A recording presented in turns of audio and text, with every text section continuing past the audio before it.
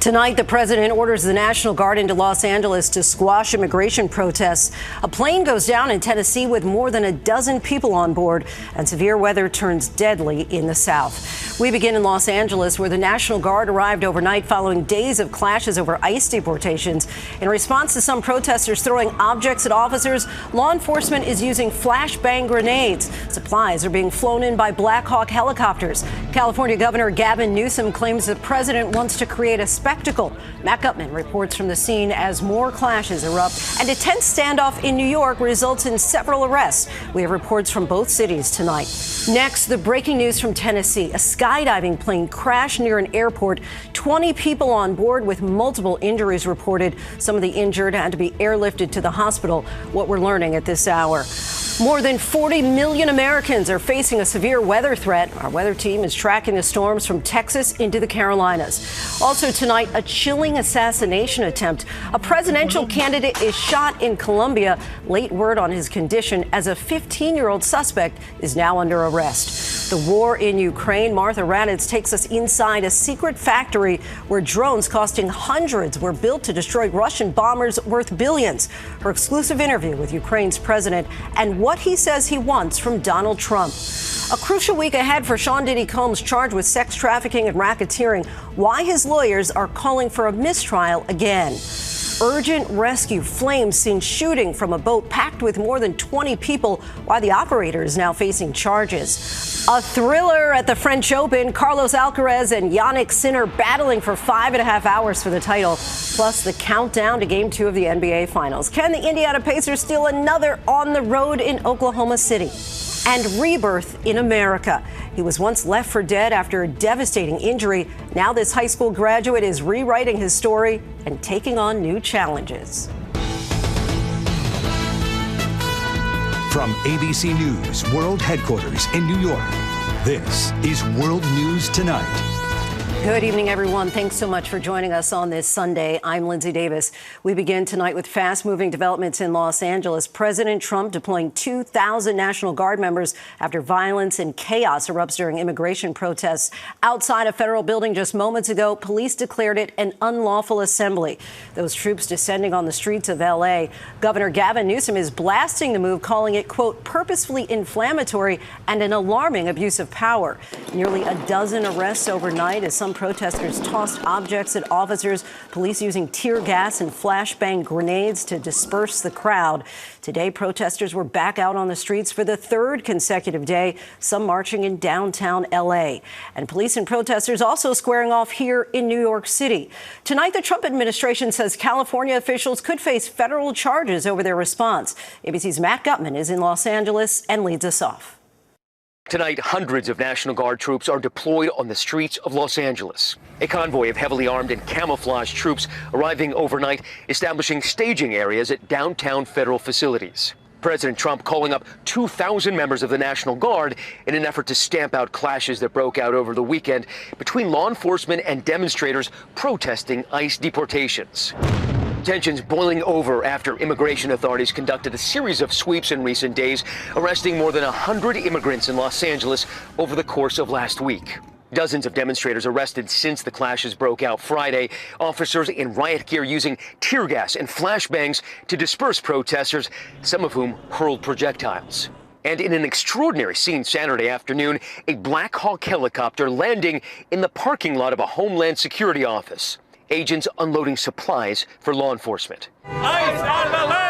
And we were there this evening as that standoff continued outside a federal facility in downtown Los Angeles. This is one of the tear gas canisters that was just deployed against some of the couple of hundred people here. And on this side, there are about 100 federal law enforcement, California National Guard. The president bypassing California's governor, authorizing the troop deployment for 60 days late Saturday, saying in a memo the protests constitute a form of rebellion against the United States. Secretary of Defense Pete Hegseth adding on social media that the administration is also considering mobilizing active duty Marines if the clashes continue, an idea the president did not rule out late today. What is the bar for sending Marines to the bar is what I think it is. I mean, if we see danger to our country and to our citizens, we'll be very, very strong in terms of law and order. Local officials blasting the White House in response.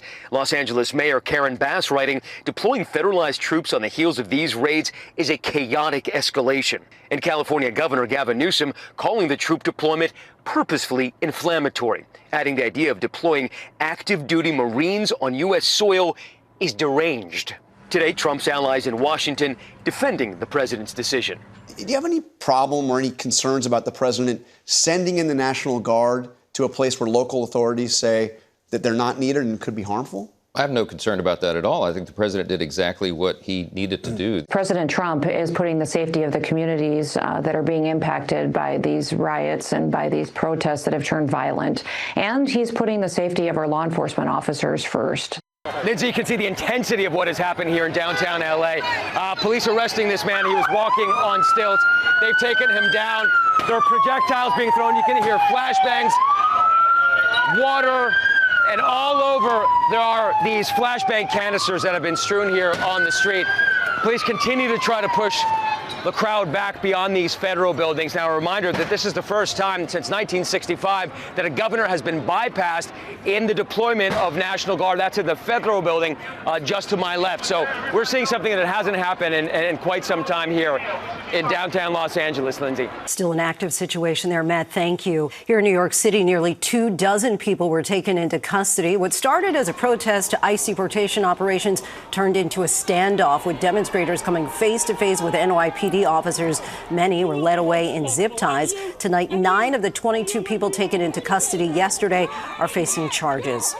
Now to that late-breaking news. A skydiving plane with 20 people on board crashed about 60 miles south of Nashville. Multiple injuries are reported, and some had to be airlifted to a local hospital. One witness says it happened shortly after takeoff. Here's ABC's Faith Abubey.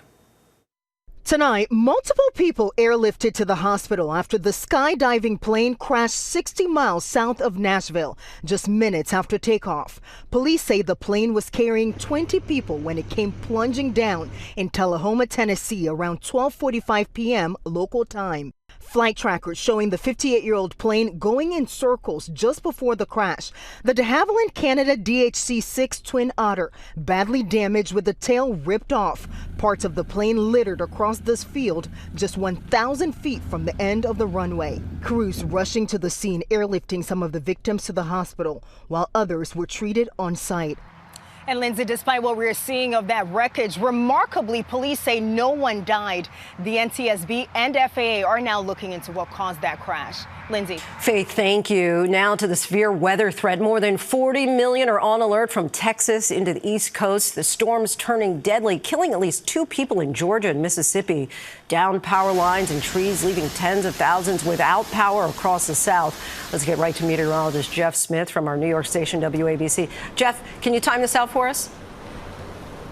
It's going to be a very volatile evening across multiple parts of the country, Lindsay. We start along the East Coast. We have a tornado watch in effect for Northern Virginia into Maryland, including the D.C. area. It could be isolated tornadoes within that zone. We've had damaging thunderstorms over the Carolinas. Those are moving offshore of the Outer Banks right now.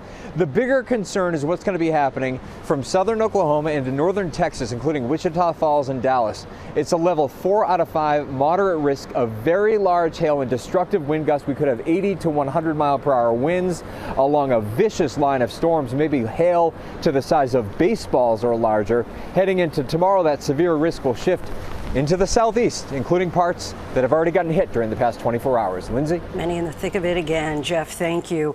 Overseas now to the assassination attempt on a presidential candidate in Colombia. Miguel Uribe Turbay is in critical condition and said to be fighting for his life after he was shot 3 times during a campaign rally in Bogota. The event has shaken the country with a long history of political violence, and we want to warn you, some of these images may be disturbing. Here's ABC's Marcus Moore. Tonight, authorities investigating an apparent assassination attempt in Colombia. Graphic videos posted on social media capturing the moment Colombian senator and presidential hopeful Miguel Uribe is shot multiple times during a campaign rally in Bogota on Saturday night. In Colombia. Uribe was speaking to a crowd of dozens when he was apparently targeted from behind. Bullets hitting the 39-year-old in the head and thigh, according to officials. 2 others were injured. Uribe rushed to an area hospital for emergency surgery. He has since been transferred to intensive care, according to the hospital, where his condition is considered to be, quote, of maximum severity. Authorities have arrested a 15-year-old suspect who they say was found in the area of the shooting with a 9mm Glock-type firearm. The Attorney General's office taking the lead on the investigation, calling the shooting an attack on Democratic participation ahead of next year's presidential election. Lindsay, Colombian officials vowing to get to the truth and prosecute not only the alleged shooter, but also, quote, those in charge. Lindsay. That shooting harkening back to a darker time. Marcus, thank you. Now to politics and President Trump's so-called big, beautiful bill. The legislation is at the center of that feud between the president and Elon Musk. It narrowly passed the House, and now all eyes are focusing on the Senate. But Musk is not the only critic. Here's ABC's Alex Perchet. Tonight, as the fallout continues between President Trump and Elon Musk over the so-called One Big Beautiful Bill, the fate of Trump's signature legislation now lies in the Senate. The legislation passed by just a single vote in the House, and Republicans in the Senate, where the margin for dissent is already razor thin, are still struggling to get on the same page. Big, beautiful bill the president has offered. I think I call it the big, not yet beautiful bill. Needs some changes. Looming over the debate, the world's richest man, tech billionaire Elon Musk, publicly breaking with the president last week, calling the legislation a disgusting abomination that would add trillions to the national debt. Musk, who spent more than $250 million on Trump's last campaign, even suggesting that next November we fire all politicians who betray the American people. Some Democrats would welcome a Musk conversion. I would be supportive of anybody, including Elon Musk, putting resources forward right now to let more Americans know, sound the alarm, treat this like a Paul Revere moment. President Trump reportedly threatening that Musk would pay very serious consequences if he were to support Democrats running against Republicans who supported the legislation. And administration officials say that days after their intense public feud played out on social media, Trump still has not communicated with his former ally. No, he hasn't. And frankly, I don't think the president intends to. The president is very much focused on delivering on his priorities for the American people. And that includes passing the One Big Beautiful Bill. And Lindsay, tonight, another major development at midnight. The president's latest travel ban goes into effect. This executive order puts full restrictions on 12 countries, partial restrictions on 7 others, and it's reminiscent of the 2017 Trump travel bans that impacted majority Muslim countries. And like those, this latest round is likely to face legal challenges.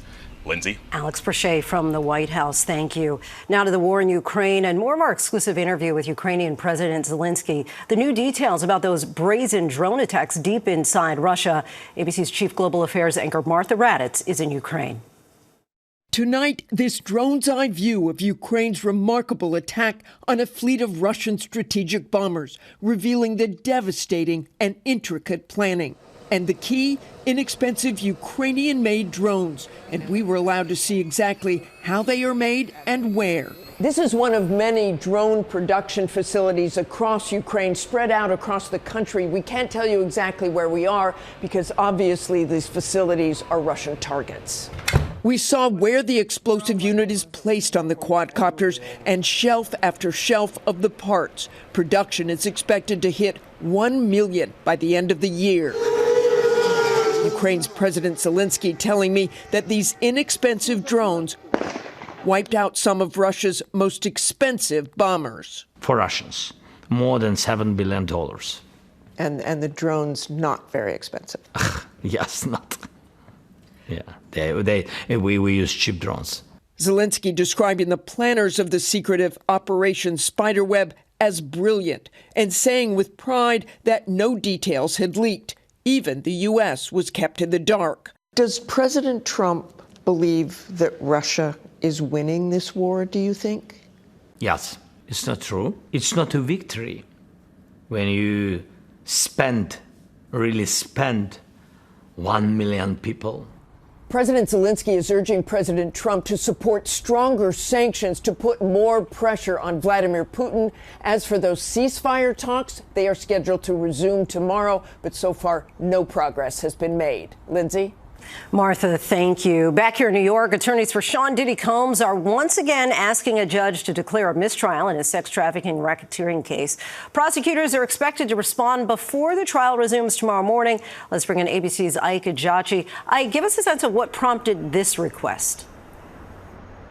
Yeah, Lindsay, for the second time in just over a week, Combs' legal team is asking the judge to declare a mistrial. They're accusing prosecutors of misconduct after presenting what they're calling materially false testimony, specifically claims that Combs dangled Brianna Bongolan, a friend of his ex-girlfriend Cassie Ventura, off a 17th floor Los Angeles balcony before slamming her into furniture in 2016.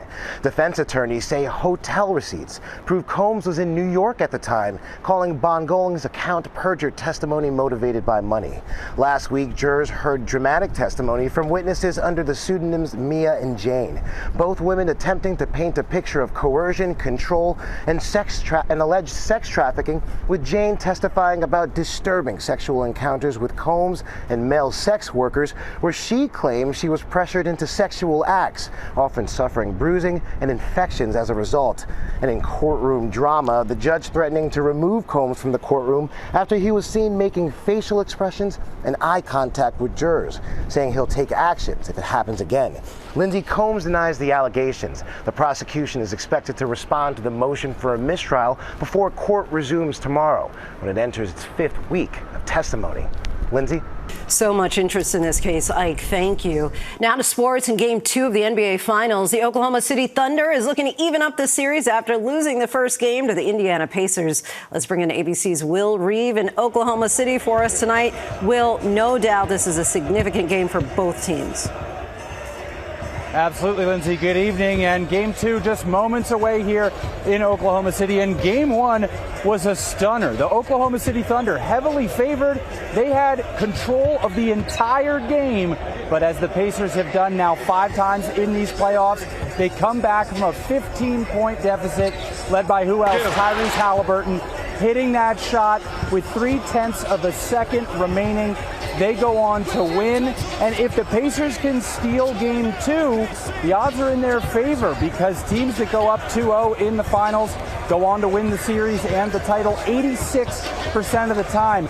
Only twice in NBA history has the road team won the first 2 games in the finals. It hasn't happened in 30 years. The Thunder here still heavily favored at home with their raucous crowd behind them. But we'll find out together what's going to happen in this amazing series. Game 2 coming up on ABC at 8 Eastern, Lindsay. Pressure is on. We'll be watching. Will, thank you. There's so much more ahead on World News Tonight this Sunday, including a frightening scene when a boat went up in flames with nearly 24 people on board.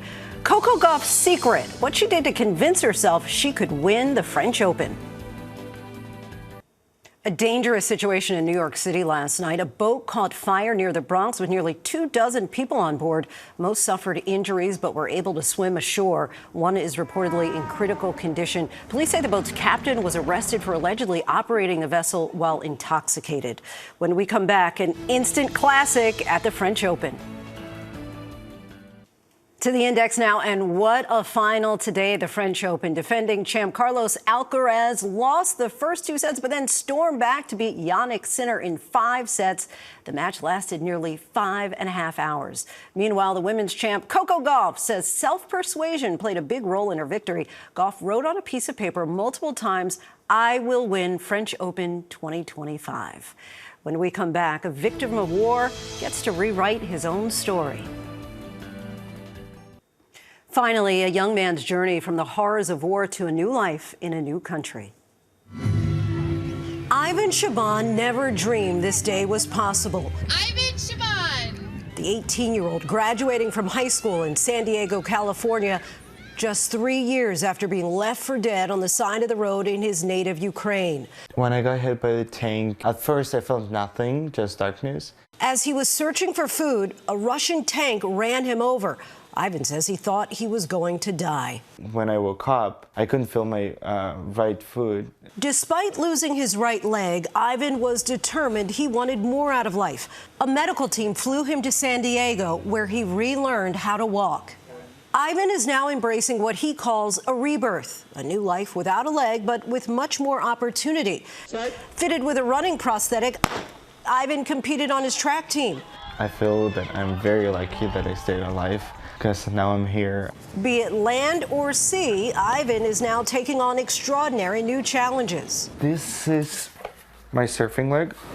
Hitting the waves, grateful for this second chance at life. The worst thing that can ever happen in your life sometimes can turn out to be the best, and you never know until you move forward. An inspiration. Thanks so much for watching. I'm Lindsay Davis. Good night. Thank you for making World News Tonight with David Muir, America's most watched newscast.